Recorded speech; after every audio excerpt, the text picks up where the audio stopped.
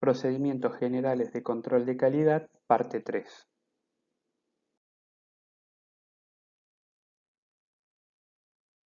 Para cuantificar el contenido de impurezas se puede utilizar las técnicas cromatográficas. Para ello tenemos diferentes estrategias. Lo primero que tenemos que tener en cuenta es el tipo de impureza que vamos a analizar. Puede ser orgánicas, inorgánicas o isómeros ópticos. A su vez tenemos que ver el tipo de técnica que vamos a utilizar, ya sea una TLC, un HPLC, un GC, etc. Pueden existir otras técnicas adicionales. Y a su vez tenemos que ver el tipo de cuantificación que queremos realizar. Si queremos ver el contenido, si contamos con la impureza aislada o si queremos ver la relación como sustancias relacionadas en base a alguna estrategia para determinar el contenido de impureza. Este es un ejemplo de un cromatograma, particularmente es el ondacetrón, en donde se observan las diferentes impurezas con la cual se encuentra contaminado habitualmente el ondacetrón. Existen impurezas de síntesis y existen impurezas de degradación del ondacetrón. Esta es una técnica de HPLC en la cual se logran separar todas las impurezas. Estos son ejemplos de purezas cromatográficas en las cuales se están buscando diferentes tipos de sustancias. El primer cromatograma se puede apreciar la búsqueda de impurezas orgánicas. Esto es una sustancia que contiene fosfatos y fosfitos en una muestra orgánica. Y en este otro cromatograma, en el segundo cromatograma, podemos observar la separación de dos isómeros ópticos.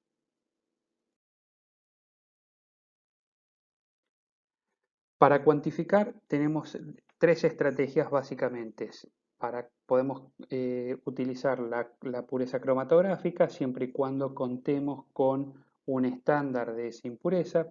Podemos usar la técnica de sustancias relacionadas o la pureza cromatográfica área en área. Para realizar la pureza cromatográfica, primero preparo una solución, la cual habitualmente es bastante más concentrada que el estándar, y luego preparo una solución del estándar puro, por lo cual debo contar con un estándar de la impureza a la cual quiero cuantificar. Posteriormente inyecto ambas soluciones y relaciono los pesos y las áreas. Para realizar el ensayo de pureza cromatográfica área en área, preparo una solución muestra. Esa solución muestra la inyecto en el cromatógrafo y obtengo un cromatograma con todos los picos posibles.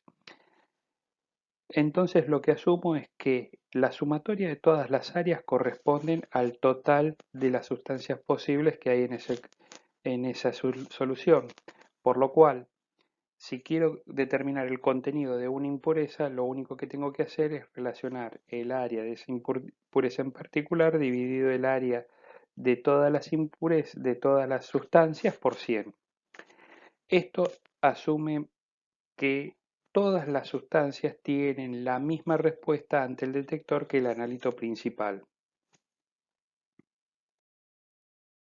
En cambio, la técnica de sustancias relacionadas se procede de la siguiente manera. Preparo una solución muestra con una concentración determinada. Luego realizo una dilución de esa solución muestra. Una dilución, por ejemplo, 1 en 100, de lo cual voy a estar obteniendo un 1% de la concentración de la solución muestra original. Entonces yo lo que asumo es que la solución de referencia, la sumatoria de todas las áreas de los picos que aparezcan, la solución de referencia corresponden al 1% de la solución muestra. Entonces lo que hago es relacionar el área de cada pico de impurezas en la solución muestra con el área de la solución de referencia y la concentración porcentual con relación a la solución muestra para expresar el porcentaje. ¿Por qué se realiza esto? Muchas veces para determinar el contenido de impurezas yo tengo que eh, pesar gran cantidad del analito mayoritario. Lo que hace es que se sature la respuesta del analito mayoritario, por lo cual no es válido realizar la sumatoria de todas las áreas, porque la respuesta del analito mayoritario está saturada. Entonces nos lleva a tener errores por defectos o por exceso del contenido de impurezas. Ahora bien, cuando tenemos que valorar, contamos con un arsenal de técnicas para realizar la cuantificación de los analitos mayoritarios. Las técnicas volumétricas, las típicas titulaciones, las técnicas espectrofotométricas, como por lo habitual son las técnicas por UV, las técnicas cromatográficas asociadas a diferentes métodos de detección, y hay técnicas a las cuales llamamos especiales, que pueden ser la cuantificación por IR, la cuantificación por RMN o por DCC. Existen otras que, digamos, cada vez tienen menos relevancia. Bueno, otras técnicas, vamos a hablar en este momento de la determinación de carbono orgánico. La determinación del carbono orgánico total se torna relevante cuando analizamos muestras de agua. El carbono orgánico total en muestras de aguas evidencia la contaminación habitualmente con componentes biológicos del agua. Las técnicas son técnicas bastante sencillas en donde se oxida el material orgánico para que forme dióxido de carbono y luego con algún tipo de detección sensible se detecta o se cuantifica el contenido de dióxido de carbono. Obviamente hay que distinguir entre el carbono inorgánico y el carbono orgánico. El carbono inorgánico es típicamente el dióxido de carbono presente en la solución. Saben ustedes que el dióxido de carbono se disuelve en agua a diferentes presiones parciales y además la presencia de bicarbonatos, ¿verdad? Estos son carbonos inorgánicos que no vienen de muestras orgánicas. A modo de ejemplo, tenemos que distinguir, como les decía anteriormente, el carbono inorgánico del carbono orgánico, pero a su vez el carbono orgánico total, se diferencia en aquel que es purgable y el que no es purgable. El contenido de carbono orgánico total puede determinarse de dos maneras diferentes, como la diferencia entre el carbono orgánico total menos el carbono inorgánico o como la diferencia entre el carbono orgánico purgable del no purgable. Este es un ejemplo de equipo para determinar carbono orgánico total en el cual se transforma el carbono en dióxido de carbono y a través de un material sensible se puede determinar el contenido. Este es otro modelo de eh, TOC, el cual oxida totalmente la muestra a dióxido de carbono y con un elemento sensible determina el contenido de dióxido de carbono, como dióxido de carbono. Los isómeros ópticos. Cuando hablamos de isómeros ópticos, entramos en el campo de la estereoisomería. Los estereoisómeros los podemos dividir como los estereoisómeros ópticos o los geométricos. Dentro de lo que son los ópticos tenemos los enantiómeros, es la misma sustancia con, digamos, básicamente imágenes especulares, o los diastereoisómeros que no son imágenes especulares, sino que cambian el arreglo estructural. En este cuadro vamos a poder apreciar la relación que existen entre los enantiómeros y los diásteros isómeros.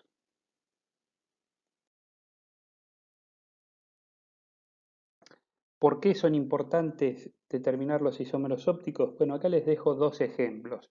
El S-propanolol es aproximadamente 100 veces más activo que su isómero, el R-propanolol. ¿Qué implica esto? Que si yo pudiera obtener el S-propanolol, podría disminuir sustancialmente la dosis porque estaría entregando eh, el isómero mucho más activo. Pasa lo mismo con la talidomida. La R-talidomida es sedante, pero la S-talidomida es teratogénica. Fíjense o aprecien la sustancial diferencia. Teniendo en cuenta esto, podemos definir el coeficiente eudístico, que no es nada más ni nada menos que la relación entre el eutómero y el distómero. El eutómero es el enantiómero más activo y el distómero es el menos activo. En base a esto se puede determinar cuáles son los potenciales isómeros que valdría la pena separar. Ahora, ¿cómo podemos evaluar los isómeros ópticos? La rotación óptica es uno de los métodos, los HPLC quirales, la calorimetría diferencial de barrido, la difracción de rayos X, las técnicas por IR, el Raman, la resonancia magnética nuclear de carbono, la electroforesis capilar. Bueno, hay muchas técnicas, como podemos ver, ya de hecho vimos casi todas a lo largo de la presentación. Este es un ejemplo en donde se separan diferentes enantiómeros. Son diferentes técnicas para dos compuestos diferentes. Otra estrategia posible cuando no se logra separar con alguna columna específica es tratar de incluir las sustancias dentro de alguna sustancia que tenga propiedades quirales o que acomode mejor un isómero del otro. Esto, por ejemplo, es la inclusión en beta-ciclodestrina. La beta-ciclodestrina acomoda mejor a un isómero que al otro. Entonces, cuando realizo la corrida por HPLC, o en este caso es electroforesis capilar, logro distinguir un isómero del otro.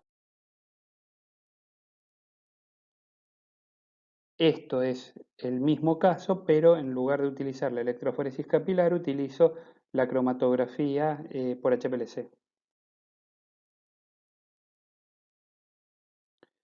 Esto es un ejemplo de análisis de atenolol, los dos isómeros, por difracción de rayos X.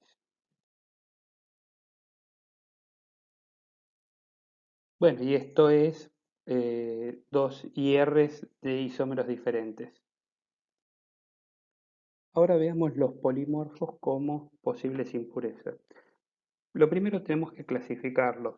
Para clasificar tenemos que tener en cuenta la estructura cristalina. Si tenemos diferencias en la estructura interna, si es diferente o si es estructura interna igual. Si la estructura externa es igual, estamos hablando de hábito cristalino. Ahora, si la estructura interna es diferente, estamos hablando de diferentes estructuras cristalinas.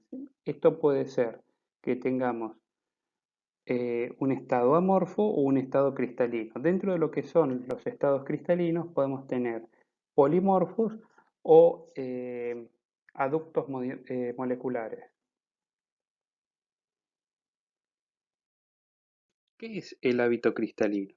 El hábito cristalino es la descripción de la estructura externa del cristal que se origina por la repetición periódica de la celda unitaria. En esta diapositiva ustedes pueden observar 5 cristales diferentes de mesalacina, 5-asa. Como pueden observar, la estructura interna siempre es la misma. Lo que cambia es la forma en que precipita o que se nuclea el cristal. Esto se logra modificando el pH. ¿Qué es un polimorfo? Polimorfo es la existencia de dos o más entidades sólidas formadas por la misma molécula químicamente idéntica, pero con una estructura interna diferente. Es decir, misma molécula, diferente estructura cristalina. En esta diapositiva podemos observar cristales de carbonato de calcio. La estructura de la calcita es totalmente diferente a la aragonita, producto de que su estructura interna, las celdas unitarias, son totalmente diferentes, como se pueden apreciar en la diapositiva. Los sistemas polimórficos pueden ser sistemas enantiotrópicos o monotrópicos. Los sistemas enantiotrópicos son aquellos polimorfos que pueden transformarse o son reversibles. Habitualmente son procesos endotérmicos con temperaturas de transición baja. ¿Por qué es importante esto? Porque yo en un proceso, por ejemplo, de molienda, puedo transformar el estado polimórfico en otro. En cambio, los sistemas monotrópicos son sistemas irreversibles, habitualmente exotérmicos, con temperaturas de transición altas.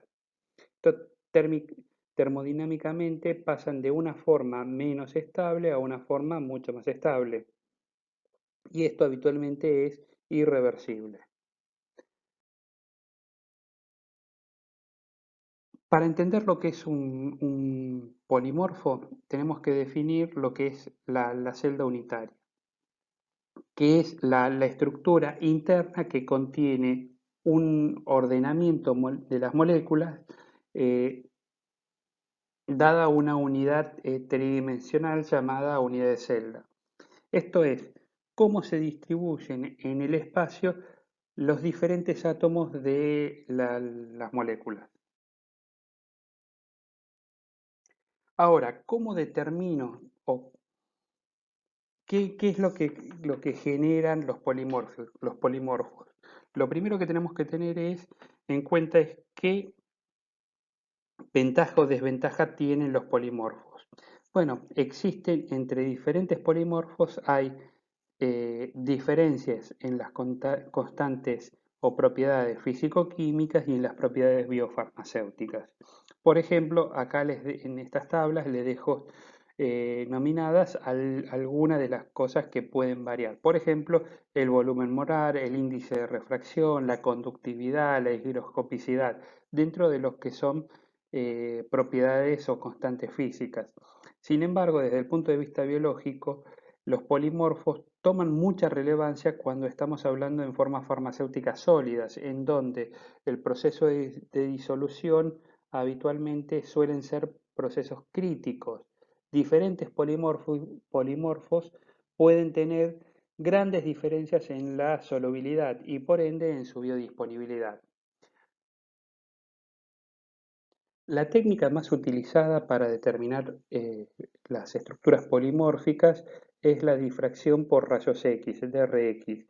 Acá pueden observar 4 difractogramas para eh, una sustancia en la cual se pueden observar diferentes polimorfos y en la figura de al lado los arreglos espaciales de estos cristales. El equipo para determinar los polimorfos, el equipo de difracción de rayos X, existen dos tipos. Básicamente es el que trabaja en polvo o el que trabaja que se llama monocristal, que trabaja con un único cristal. Básicamente incide un haz de luz, eh, rayos X sobre una muestra y esa muestra difracta una determinada cantidad de esos rayos. Eso luego es detectado.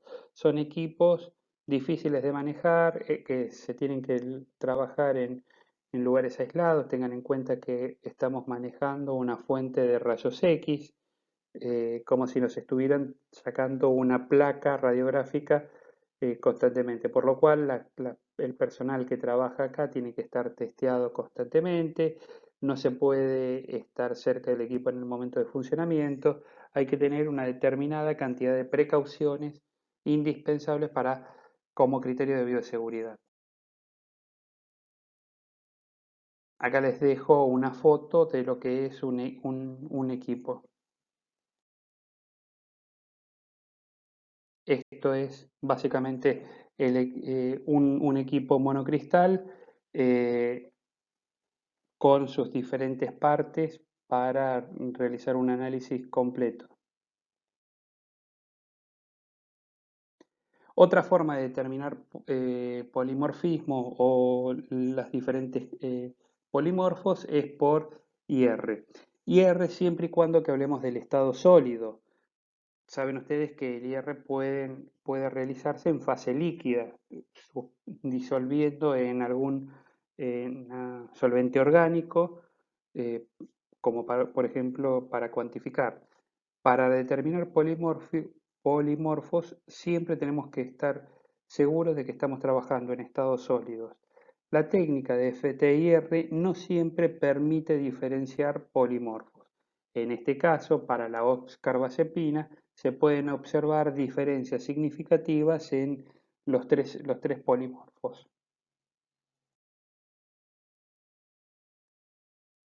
Otra de las técnicas muy utilizada para determinar polimorfos es determinar la endoterma de fusión a través del DSC. Acá pueden observar que hay claramente tres puntos de fusión, dos de los cuales están muy cerca, pero uno claramente definido, lo cual indica tres formas polimórficas diferentes.